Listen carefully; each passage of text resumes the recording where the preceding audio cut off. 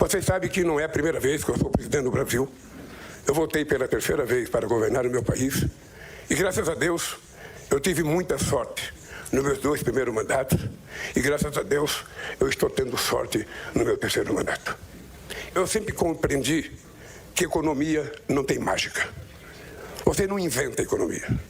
Você não dá um cavalo de pau, como se estivesse num carro, numa autopista, num país do tamanho do México.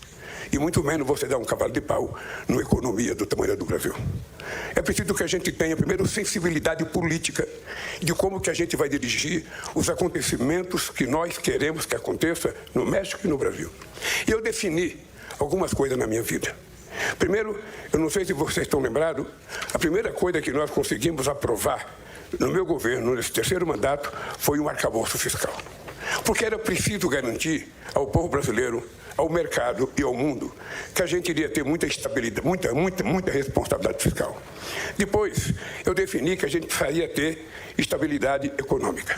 Para que a gente tivesse estabilidade fiscal, estabilidade econômica, a gente precisaria ter estabilidade política.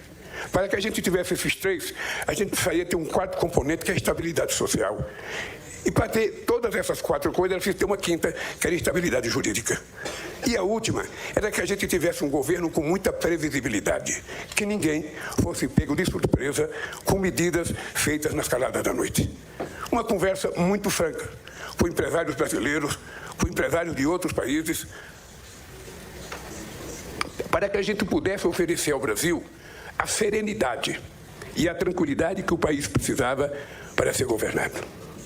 Vocês sabem que eu votei a presidência do país e todo mundo achava que o Lula ia voltar muito nervoso para governar o Brasil pelo que tinha acontecido comigo, pela canalice que fizeram comigo durante um determinado tempo.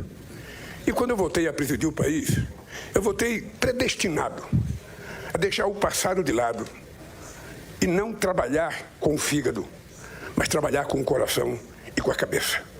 Numa perspectiva de construir o futuro.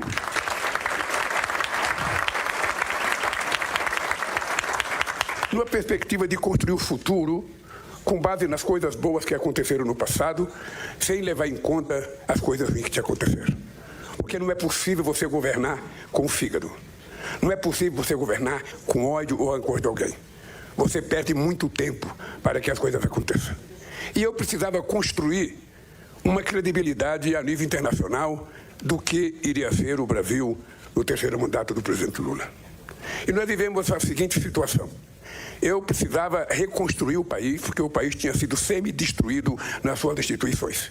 Nós precisamos recriar alguns ministérios, nós precisamos fazer concurso público para colocar o ministério e precisamos reconstruir milhares de obras que tinham sido paradas. Só para vocês terem ideia, só em obras de escola e saúde eram 6.000 obras que tinham ficado paralisadas naquele país. Nós passamos 7 anos sem dar um reajuste de salário para a alimentação escolar. Nós passamos 7 anos sem aumentar o salário mínimo, que é a parte mais pobre da nossa população. Nós passamos 7 anos sem reajustar bolsas de estudo feita pelo Ministério da Ciência e Tecnologia, coisa que é muito importante pelo valor da tecnologia, sabe, no desenvolvimento de um país. E nós passamos um ano inteiro fazendo isso. E eu tinha encontrado com a diretora-geral do FMI em janeiro, no encontro do G7 em Hiroshima, e ela, com a certeza absoluta dos grandes burocratas internacionais, ela me disse, olha, Lula, a economia do Brasil vai crescer 0,8% esse ano. E eu perguntei, com que base você fala isso? Qual é o critério?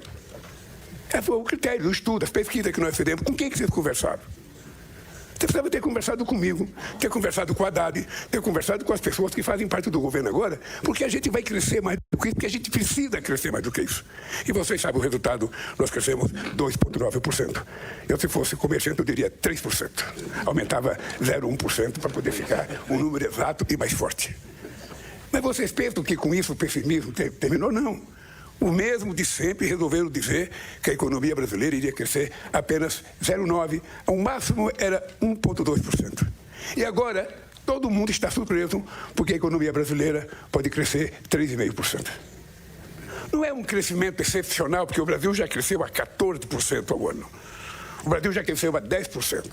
Eu deixei a presidência da República em 2010 com a economia crescendo 7,5%. Não é um crescimento extraordinário, mas em função da realidade da economia mundial hoje, é um crescimento muito virtuoso e ele é resultado de muito trabalho.